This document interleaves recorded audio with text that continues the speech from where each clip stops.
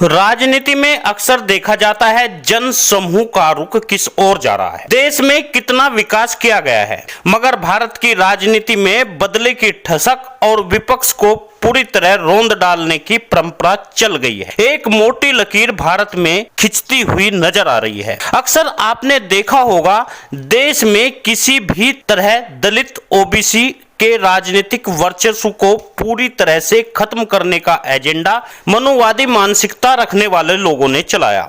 उस एजेंडे में लगातार ओबीसी वर्ग को षड्यंत्र के तहत फंसाकर युवाओं के दिमाग पर झूठा राष्ट्रवाद धर्मवाद का मैल चढ़ाकर विकास व रोजगार का आईना दिखाकर भारतीय जनता पार्टी सत्ता में आ गई। जिसे जैसी बात अच्छी लगी उसे वैसी बात बताई गई, मगर राजनीति इस तरह चली गई, सब कुछ राष्ट्र हित में ही लगे, मगर धीरे धीरे प्राइवेट कंपनियों के हाथ में देश को दे दिया गया। आज तमाम हाईवे, स्टेट हाईवे व भारतमाला के जितने भी हाईवे बन रहे हैं वे तमाम प्राइवेट कंपनियों के हाथ में हैं। यहां तक रिलायंस कंपनी हमारे देश में जो खनिज तेल निकालती है उसकी कीमत मात्र 1 रुपया आता है। आपको जानकर आश्चर्य होगा, हमारे देश का तेल रिलायंस कंपनी निकालती है और विदेशी तेल के भाव पर हमें बेचती। आपने देखा होगा उत्तर प्रदेश में जब मनुवादी लोग सत्ता से बाहर हो गए, प्रदेश में केवल 2 पार्टियां रह गई, एक पार्टी बसपा, दूसरी समाजवादी। यानी एक पार्टी में लगातार पिछड़ा वर्ग और मुस्लिम जुड़ रहा था, अल्पसंख्यक जुड़ रहा था, दूसरी ओर केवल दलित और कुछ ओबीसी वर्ग के लोग जुड़ते हुए दिखाई दे रहे थे। मनुवादी लोगों को यह बात अच्छी नहीं लगी। उस समय ब्राह्मण व ठाकुरों ने सवर्ण जाति नाम का एक संगठन बनाया। अखिलेश यादव को जातीय आधार पर घेरा गया, मायावती को भी जातीय आधार पर घेरा गया।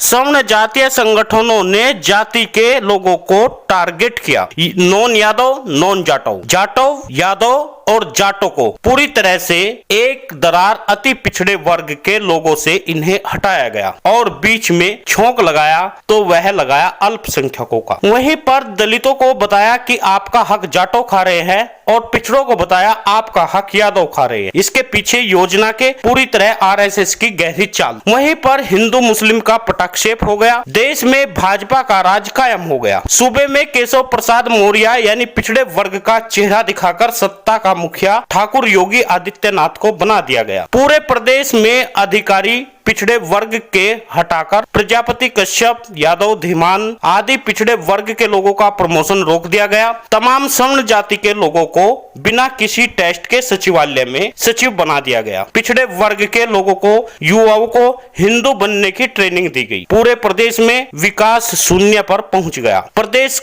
में व्यक्ति भूखमरी के कगार पर पहुंच गया। किसान के ऊपर डंडे चलाए गए। पिछड़े वर्ग के नेता गायत्री प्रजापति पर झूठा आरोप लगाकर कारागार में बंद कर दिया गया, मगर पिछड़े वर्ग शिल्पकार प्रजापति समाज आंख बंद करके यह विश्वास कर रहा था जो हो रहा है वह राष्ट्र हित में हो। युवा बेरोजगार है, पुलिस की भर्ती, सेना की भर्ती पूरी तरह से नहीं हुई। अब आपको मैं भागीदारी की यदि बात करूं तो पहला एमएलसी दयाराम प्रजापति को किसने बनाया? लोकेश प्रजापति पहली बार एमएलसी किसने बनाया? शिवचरण प्रजापति को पहला विधायक किसने बनाया?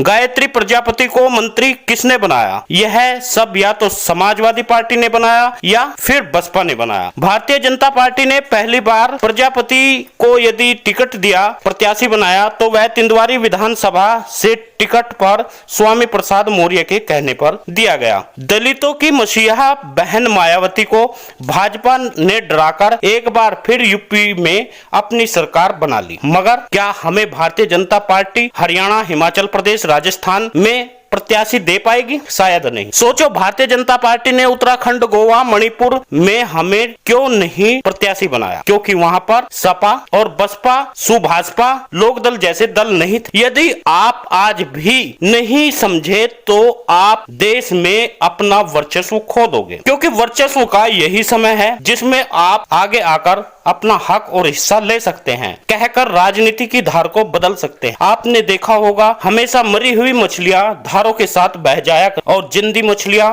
धारों के विपरीत चलती। आज यह सब खेल सवर्ण एक बार फिर से उनका वर्चस्व ऊपर लाने के लिए किया जा रहा है। एक बार फिर 60% लोगों को सरकारी नौकरी, सरकारी जॉब और तमाम सचिवालय में बैठा दिया जाएगा। 60 साल तक वे तमाम पद खाली नहीं होंगे। आप अपने आरक्षण को लेकर घूमते रहे, क्योंकि हम अपने ऊपर ब्राह्मण, ठाकुर, बनिया को तो सहन कर सकते हैं, मगर यादव, प्रजापति, धीमान, पाल, जाटव, यादव तमाम लोगों को हम अपने ऊपर सहन नहीं कर। प्रदेश में अधिकारी देख लो किस जाति, सचिवालय में जाकर देख लीजिए सचिव कौन ज्यादा है। आज पिछड़ा वर्ग, सैनी, धीमान, कुम्हार, पाल, यदि राजनीति की देन है तो उसमें कहीं ना कहीं बड़ा हाथ समाजवादी का या बहुजन समाज पार्टी का है, और मेरा नाता इन दोनों पार्टियों से नहीं है। मैं केवल आपकी आंखें खोलने की कोशिश कर रहा हूं। यदि आप में थोड़ी भी जागृति आई तो वीडियो को शेयर जरूर कर। लाल रंग का एक बटन है, पर उंगली लगाकर उसे काला कर दे और हमारे चैनल के सदस्य बने और समाज को जागरूक करने में हमारी सहायता